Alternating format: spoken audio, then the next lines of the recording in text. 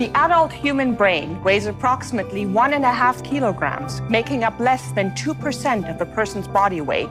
And yet, it defines our humanity and makes us the individuals that we are. Good afternoon. I really want to appreciate you. I heard you speak on topics that relates to the mind, the brain, and I want to ask you, what do you think that lowers the brain power of the young people, the youth, and is there any remedy? What do you think that can boost the brain power? The things that lowers it, and activities that lowers the brain power, and activities that can boost the brain power. Well, I'll start with one that's not the cliche that everyone would expect me to start with. So I think one of the things that lowers the brain power is stress. Stress, yes. And many people around the world are suffering from stress and from lowered resilience and sometimes even mental health challenges. Certainly in England, where I come from, that's very prevalent, and in other parts of the world as well. And we're seeing an upward trend of it becoming more and more common. So I think what's really important with that is to engage with your community and recognise that we naturally can go up and down with our stress. But if something's building up and we don't have good outlets to release and reduce those stress levels, then that can cause challenges. And for young people, there are lots of different ways that we can reduce stress. So we can meet up with friends and talk, we can play sports, we can play music, we can play games, anything that helps you to lower your stress levels is really important. So that would be the first thing I think is important. A second thing is the cliche. So what can lower our brain power or potential is too much unintentional use of things like smartphones. So they're not bad, they're not evil, but sometimes if we use them too much without building connections with other human beings and spending time outdoors in nature, then that can hit us and deplete our brain power. That said, intentional use of technology can be very healthy and very good for people. Trying to think what else depletes our brain power.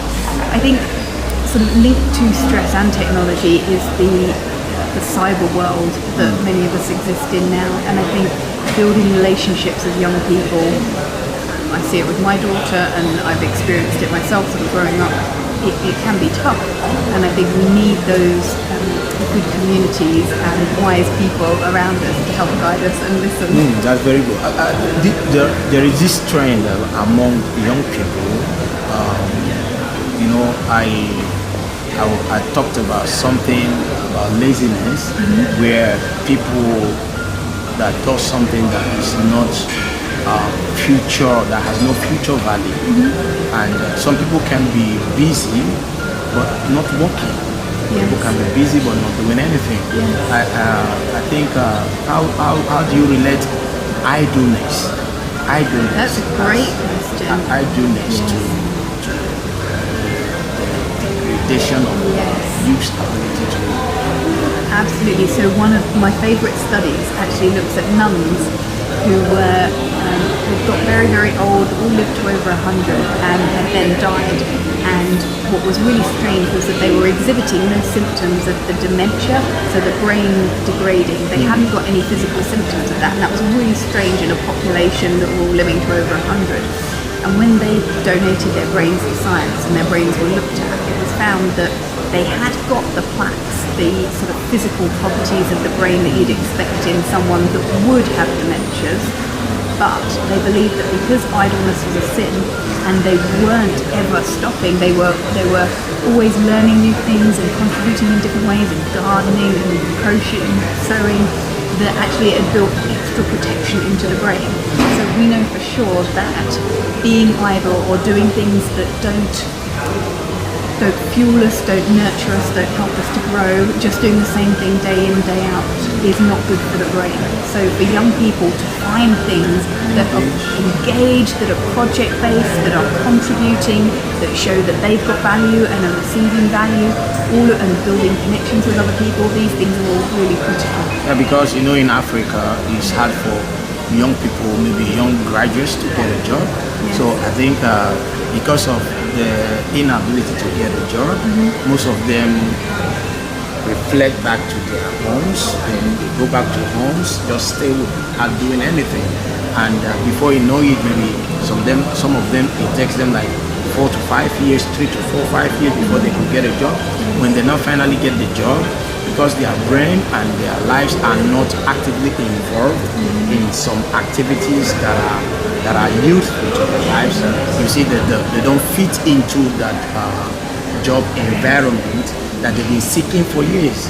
So idleness and not allowing your unexpected expectations to hinge on you could boost the activity, because if you allow it, it reduces the brain power. I completely agree. I think idleness, absolutely, and there's really no excuse. Even if we have absolutely nothing, there are people that have been imprisoned for decades who have continued to think and learn and question and develop themselves in different ways. So I think if even in that situation, it can encourage us and serve as a role model to us, where we can continuously seek out learning. If you've got availability of the internet, then obviously that's a huge benefit, and I imagine anyone watching this would have internet access. Yes. So there's such a world out there, and what a privilege to have time to learn and to develop yourself. So I'd see that time as a silver lining. It's not ideal by any means, but there will for sure be things you could do during that time. The other point you mentioned around our expectations. So our expectations have a huge impact on the brain.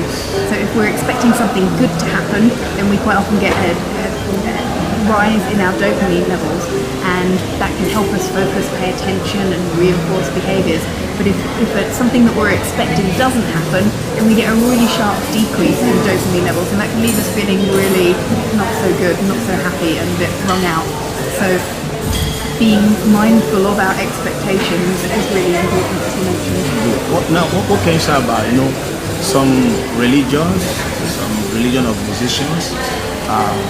Like I'm a Christian, in Christianity we talk about having a quiet time, what we call devotion. Having a quiet time, devotion.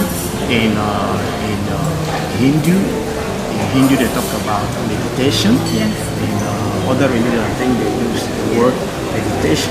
And as somebody that has studied much about brain, what can you say? Does quiet time and meditation, does it have any improvement in the brain? Absolutely, yes. So it's been studied from a secular perspective, but also from a religious perspective, looking at what impact some of these practices have on the brain. And certainly a meditative approach, so depending on how you're using your devotional time and quiet time, it's been shown to structurally, physically change the brain, and different types of meditative processes have different effects on the brain. Some of the research around prayer from a Christian perspective didn't show as marked effects on the structure of the brain as some of the meditative processes, but I think overall certainly having time out, reflecting, meditating, praying, quiet time, studying, all of these things are shaping our brain, and therefore we can use them intentionally to help ourselves be at our best, keep our brain in the best state it can be in, and then help us to contribute. Wow, such a nice moment.